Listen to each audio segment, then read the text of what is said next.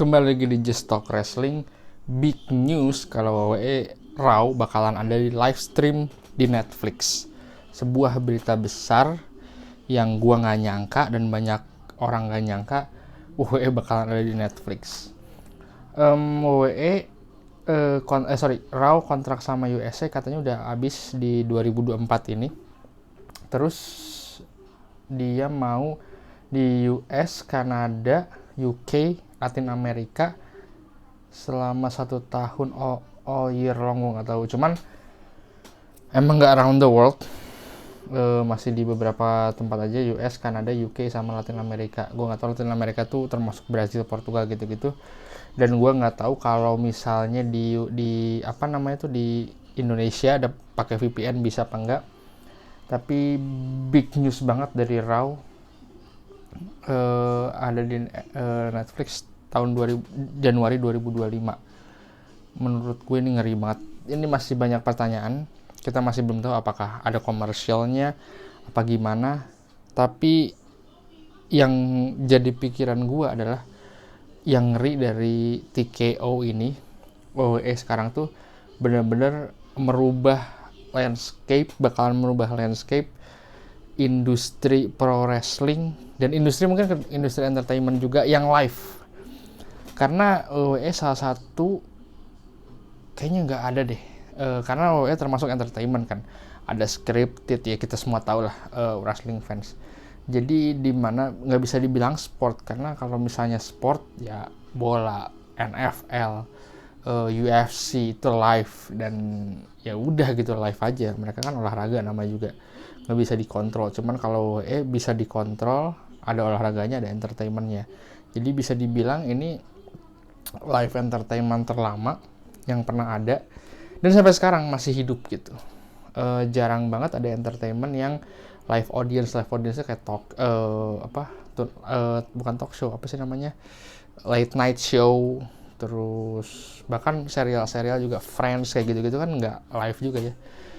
Cuman baru beberapa minggu lalu itu gue baca-baca soal late night yang udah mulai mati karena late night show. Lu kalau tahu Jimmy Kimmel, Tonight Show, Jimmy Fallon, James Corden, banyak late night udah mulai mati di Amerika. Bukan mati sih, kayak kurang aja gitu, kurang kelihatan ya, karena susah sekarang zaman YouTube, podcast, Spotify. Orang-orang mendingan lihat cuplikan atau mendingan lihat full langsungnya. Orang-orang mendingan lihat cuplikan yang penting-pentingnya aja. Kayak gue suka nonton Joe Rogan, gue lihat beberapa cuplikan Joe Rogan di YouTube. Dan kalau gue mau lihat Joe Rogan interview sama orang dan gue suka banget, misalnya gue penasaran banget sama orangnya, kayak misalnya Joe Rogan interview The Rock, Kurt Angle atau MMA fighter gitu, gue nonton pengen tahu dia ngobrol selama 2 jam 3 jam gitu, daripada di Tonight Show cuma fake laugh gitu, cuma ketawa-ketawa udah gitu 5-10 menit cabut, dan nggak semua kita tahu tentang personal si orangnya kan. Hal itu mulai ditinggalin gitu dan berdampak sama banyak late night lain, banyak merubah format.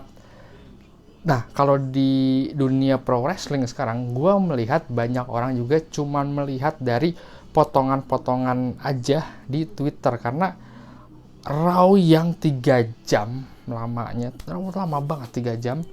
Sebenarnya dengan cut segala macam cuma 2 jam lebih, mungkin 2 jam 10, 2 jam 15 menit. Tapi lebih ke tracknya tuh sama banyak cuplikan-cuplikan dan kelihatan banget di 1 tahun inilah. Lu kalau misalnya lihat di lini Twitter ya, atau di lini Instagram manapun, konten yang sering banget viral di WWE itu apa? Judgment Day. Karena dia bisa banget ngehooknya, tak, wah dia harus gini.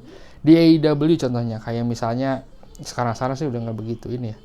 AEW udah nggak banyak, beberapa spot udah nggak banyak hilang. Cuman kayak waktu itu zaman MJF ngomong-ngomong soal WrestleMania apa segala macem, dia bisa gitu ngehooknya. Jadi biar orang notice, wah ini nih, jadi pengen nonton show-nya, apakah nonton show-nya live atau gimana. Dan itu pasti merubah si industrinya juga.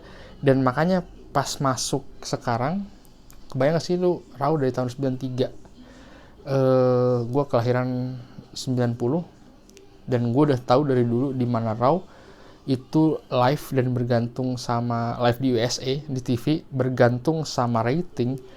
Sekarang dia udah say goodbye sama rating karena gue nggak tahu apakah emang dia dealnya sama Netflix, tapi gue denger sih dia juga soalnya mau deal sama Peacock dan yang lain. Dan sekelas Raw ibaratnya dia Mercedes-Benz-nya WWE gitu ya. Wah, fresh ini banget oilnya WWE itu ditaruh di Netflix, dan gua melihat ini bakalan jadi sebuah hal yang merubah landscape pro wrestling. Mungkin di kedepannya sebenarnya ini nggak baru-baru banget ya, kayak OVW kalau nggak salah pernah ada di Netflix, gue lupa. Cuman cara-cara live di ini belum, cara-cara misalnya live tiap minggu terus dari sebuah platform atau lagi platformnya sendiri belum begitu terkenal kan. Kayak waktu gue lupa di yang AEW itu apa ya di Indonesia, gue lupa lah ada. Cuman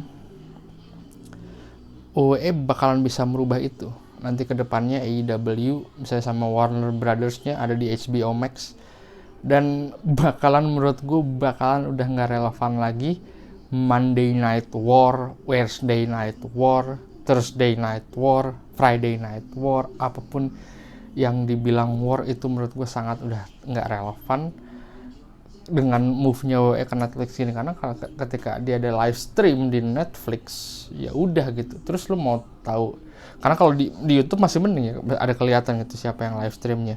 Dan kadang-kadang gue nggak tahu sih ya kalau di YouTube tuh nggak pernah merhatiin kalau live streamnya kayak misalnya yang deket lah sama kita di Indonesia, debat capres gitu, yang nonton misalnya total 100.000, ya sedikit banget, misalnya 2 juta yang nonton, tapi yang live streamnya tuh bener-bener 2 juta nggak sih, atau cuma 1.000 tapi terus selama 2 jam 1.000 ada yang masuk, ada yang nonton, ada yang masuk, ada yang keluar kayak gitu. Gua nggak tahu gimana, tapi yang jelas di Netflix nggak ada pastinya berapa gitu yang nonton, berapa gitu, cuma Netflix yang tahu. Kita kan suka lihat kalau di film-film Netflix top 10 Netflix this week yang banyak stream gitu, kita nggak tahu, cuma dikasih tahu kalau sama PH-nya kalau film kan, wah kita ternyata top 10 loh, kok kita number 1 loh, 70 juta gitu.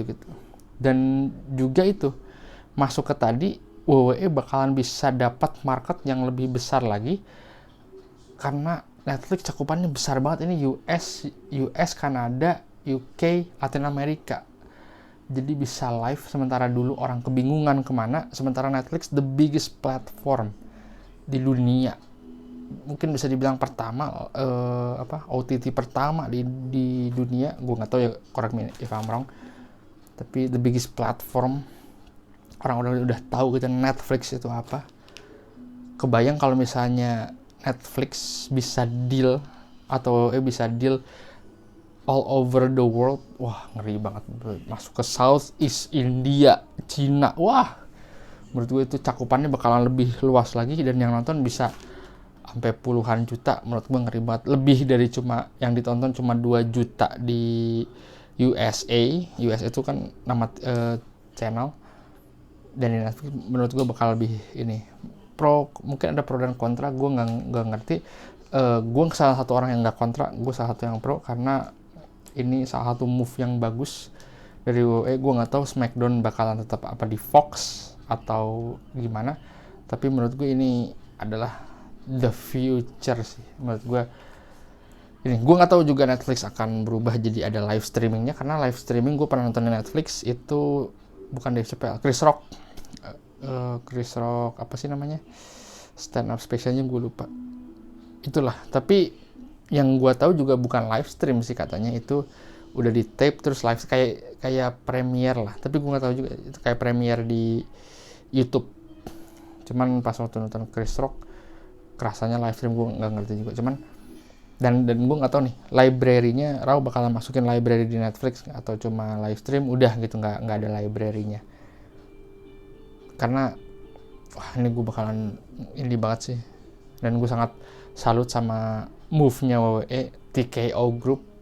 Ini bakalan merubah banget. Gue tadi ngomong berubah emang pas lihat anjing ini keren banget lah. Ini nggak tahu gue siapa, nggak tahu Nick Khan, nggak tahu Ari Emanuel, nggak tahu Vince, nggak tahu Triple H yang bisa bikin deal ini. Gue sih curiga sih Nick Khan ya. Nick Khan tuh jago soalnya deal sama gini. Nick Khan tuh bukan tipikal sebagai CEO WWE.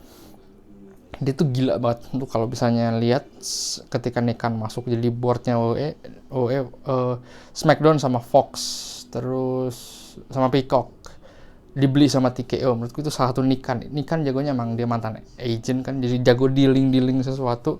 Gue punya ini jadi harganya masuk apa segala macam gitu. Sementara Triple H nggak begitu oke, dia bagusnya kreatif aja lah ya. Dan sekarang menurut gue WWE lebih profesional, ada orang yang bisa dealingnya Nick Khan, ada orang yang bisa kreatifnya, nggak usah dicampur kayak Vince. Jadi kita susah nyari orang kayak gini. Jadi gitu aja dari gue. Menurut gue ini sangat big news dan menurut gue good news untuk dunia pro wrestling ya. Sampai bertemu di Just Talk Wrestling berikutnya.